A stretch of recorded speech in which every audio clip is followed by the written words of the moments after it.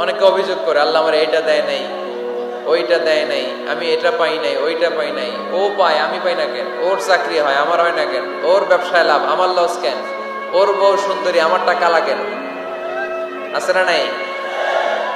না, অভিযোগ করবেন না। আপনি যে অবস্থানে থেকে অখুশি, আপনি যেই অবস্থানে থেকে আল্লাহর কাছে অভিযোগ করতেছেন, আপনার এই অবস্থানে আসার জন্য অনেকে আল্লাহর কাছে দোয়া করতেছে, ঠিক কিনা? কিন্তু আপনি এই অবস্থানে খুশি না। অনেকে এই অবস্থানে আসতে চায়, তাদের স্বপ্ন যে তারা একদিন আপনার স্থানে আসবে, কিন্তু আপনি আপনার জায়গায় থেকে খুশি না। এজন্য উনজুর ইলা মান হুয়া আসফালা মিনকা, তোমার চেয়ে যে খারাপ অবস্থায় আছে তার দিকে তাকাও, তাহলে তোমার মনের দুঃখ ঘুচিয়ে দিবে কে? আপনার চেয়ে যে খারাপ অবস্থানে আছে তার দিকে দেখেন কি অবস্থা। আপনি এইটা চান, ওইটা চান, কত কিছু লাগবে আপনার। হসপিটালে যে দেখেন ক্যান্সারে আক্রান্ত রোগীদের কি অবস্থা দেখেন। ক্যান্সার যার নেই কোনো অ্যান্সার, বাঁচবে না সে। ওরে যে জিজ্ঞেস করেন, ভাই আমি তো বাড়ি চাই, গাড়ি চাই, আমার অনেক অভিযোগ, আমি এটা চাই, ওটা চাই, তুমি কি চাও? ক্যান্সার আক্রান্ত রোগীটা বলবে, আমি কিচ্ছু চাই না, আমি খালি বাঁচতে চাই। ক্যান্সার আক্রান্ত রোগীটা কি চায়? শুধু কি চায়? বাঁচতে চায়। আর আমাদের অনেক কিছু লাগবে।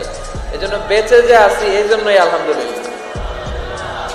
শ্বাস প্রশ্বাস যে নিতে পারতেছি, বেঁচে আছি, অনেক দিয়েছে প্রভু, আর কিছু লাগবে না, আলহামদুলিল্লাহ পড়েন।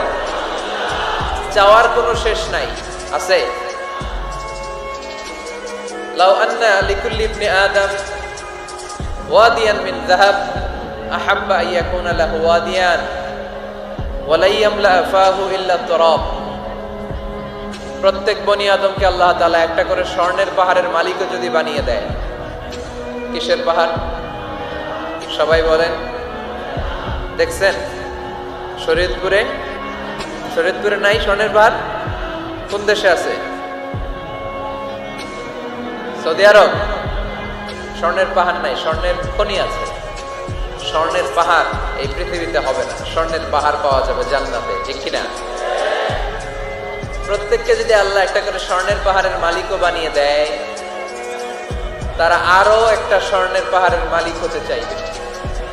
আচ্ছা বুঝে শুনে উত্তর দেন তো, আল্লাহ যদি আমাকে একটা স্বর্ণের পাহাড়ের মালিক বানিয়ে দেয়, আমার 14 পুরুষ এই পাহাড়, স্বর্ণের পাহাড় কেটে কেটে ভেঙে ভেঙে বিক্রি করে খেয়েও এই পাহাড়ের অর্ধেকও কি শেষ করতে পারবো?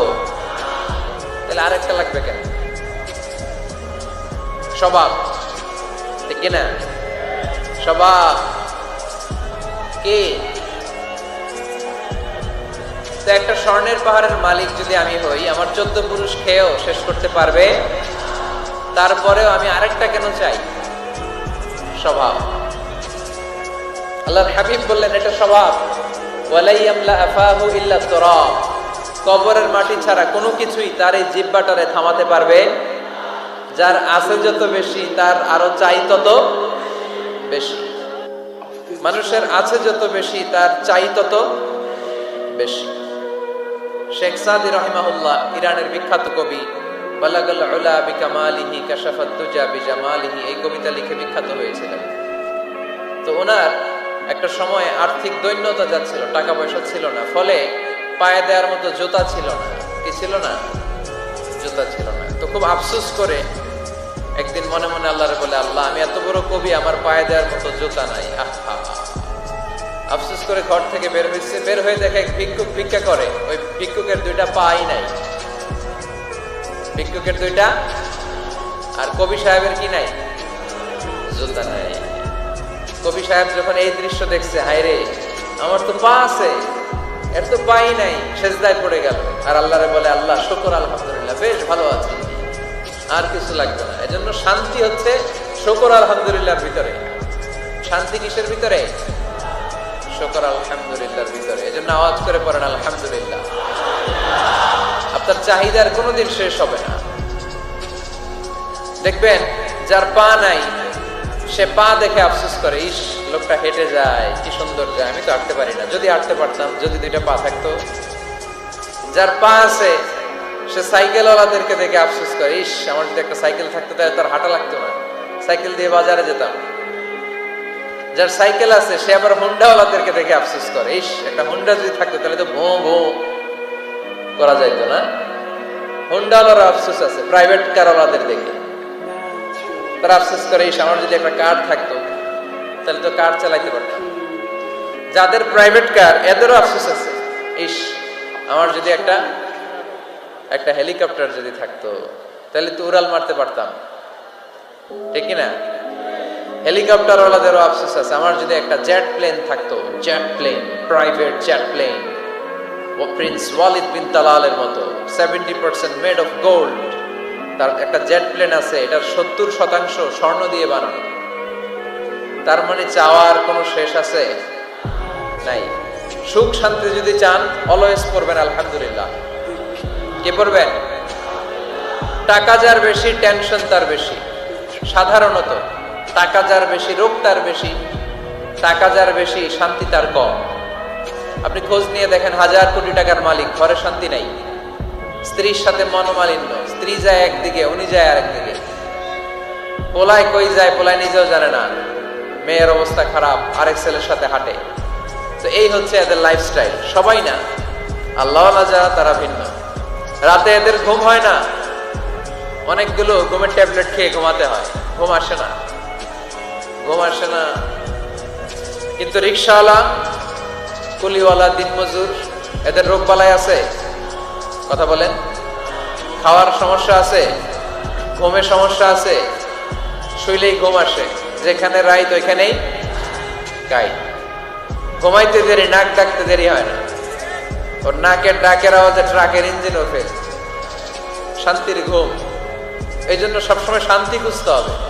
কি খুঁজবো? শান্তি দেওয়ার মালিক কে? আল্লাহ তুমি এই দেশটাকে শান্তিময় করো, শরীয়তপুরটাকে তুমি শান্তিময় করো, আজকের মাহফিলটারে কবুল করো। শামসুল হক শিকদার জামি মসজিদ কমিটির উদ্যোগে 10ম বার্ষিক তাফসীরুল কোরআনের মাহফিল, স্থান জাজিরা, কেন্দ্রীয় ঈদগাহ ময়দান। এটা জাজিরার নাম অনেক শুনেছি আমি, আসা হয় নাই, এই প্রথম আসলাম আলহামদুলিল্লাহ। 3 দিন ব্যাপী তাফসীরুল কোরআনের প্রোগ্রামের আজ 3য় রজনী। আমার আগে কথা বলেছে মুফতি কাজী মোহাম্মদ ইব্রাহিম, গতকাল কথা বলেছে মাওলানা এম হাসিবুর রহমান, কথা বলেছে মাওলানা আব্দুল খালেক শরীয়তপুরী। যারাই কথা বলেছে কোরআন হাদিসের আলোকে যা বলেছে আমরা যেন আমল করতে পারি, আল্লাহ তৌফিক দান করো। সঙ্গীত পরিবেশনায় ছিল মশিউর রহমান সুর সম্রাট, অ্যাডভোকেট রোকনুজ্জামান ইসলামী সঙ্গীত শিল্পী, star voice champion Imtiaz Ahmed. আজকের প্রোগ্রামের প্রধান অতিথি জননেতা জনাব ইকবাল হোসেন অপু সাহেব, মাননীয় সংসদ সদস্য শরীয়তপুর 1 আসন, আসছেন উনি প্রতিনিধি হিসেবে, চেয়ারম্যান সাহেব যিনি বক্তব্য রাখলেন, সুন্দর বক্তব্য রেখেছেন উনি। বিশেষ অতিথি জননেতা আলহাজ মোবারক আলী শিকদার, চেয়ারম্যান উপজেলা পরিষদ জাজিরা। মাশাআল্লাহ, কত সুন্দর ইসলামের পক্ষে কথা বললো। এরকম চেয়ারম্যান আমরা চাই কি চাই না? অনেক চেয়ারম্যান মাহফিল বন্ধ করে দেয়, আছে না নাই? এগুলো ওনারা ভুল করে। ওনাদের উচিত মাহফিলগুলোতে আসা। যেমন আপনাদের চেয়ারম্যান এসেছে, আপনাদের ভালোবাসায় সিক্ত হয়েছে, ঠিক কিনা? আপনাদের দোয়া নিয়ে গিয়েছে, দোয়ার দরকার আছে না নাই? দোয়ার অনেক দাম।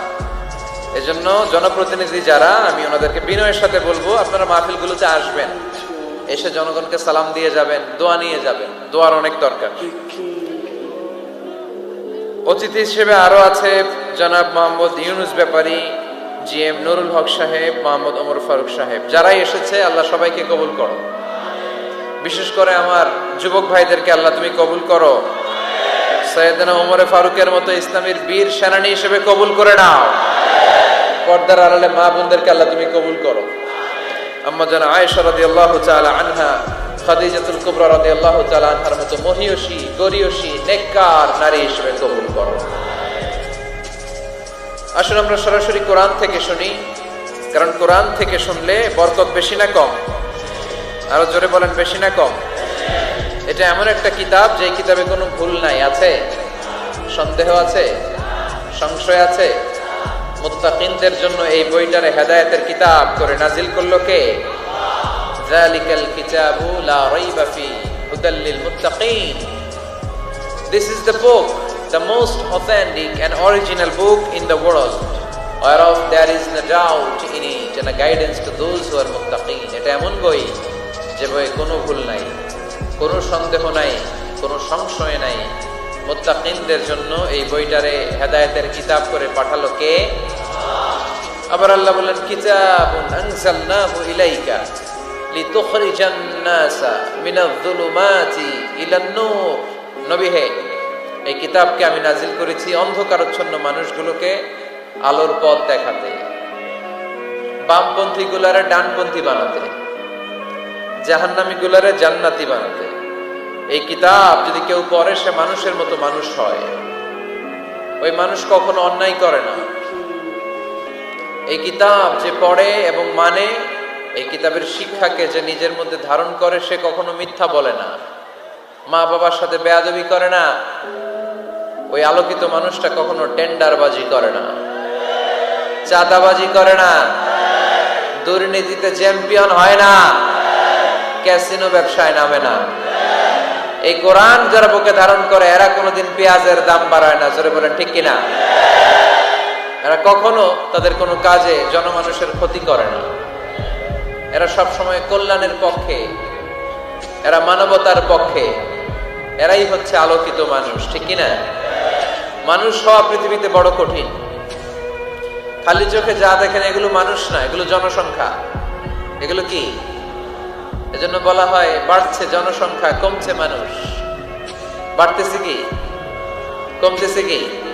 মানুষ। গরুর পেট থেকে বেরোলেই ওটা গরু হয়ে যায়, ছাগলের পেট থেকে বেরোলেই ওইটা ছাগল হয়ে যায়, মুরগির পেট থেকে বেরোলেই ওইটা মুরগি। কিন্তু মানুষের পেট থেকে বেরোলেই ওটা মানুষ হয় না, ওটার মানুষ বানাইতে হয়, তাই না? আবার গরুকে কেউ কোনোদিন বলে না এই তুই গরুর মতো গরু হ, বলে? শরীয়তপুরে আপনারাও বলেন না? ছাগলকে কেউ কোনোদিন বলছে এই তুই ছাগলের মতো ছাগল হও। কিন্তু মানুষকে বলা হয় তুমি মানুষের মতো মানুষ হও। কোরআন পড়লে মানুষের মতো মানুষ হওয়া যায়, ঠিক কিনা?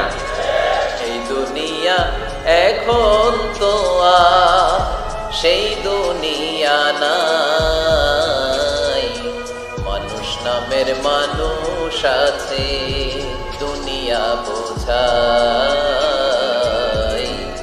সেই মানুষের ভিড়ে আমার আসল মানুষ নাই, ঠিক কিনা? আসল মানুষের বড় অভাব। মানুষের মতো মানুষ খুঁজে পাওয়া দুষ্কর। এই কোরআন এসেছে আমাদেরকে মানুষের মতো মানুষ বানাতে। এজন্য এই কোরআন থেকে শুনলে লাভ না লস? কোরআনের সাথে আমাদের সম্পর্ক বাড়াতে হবে। প্রতিদিন কোরআন তেলাওয়াত করতে হবে। আপনারা করেন? হ্যাঁ, আজকে করছেন কারা কারা দেখি? মাশাআল্লাহ, মাশাআল্লাহ, হাত নামান।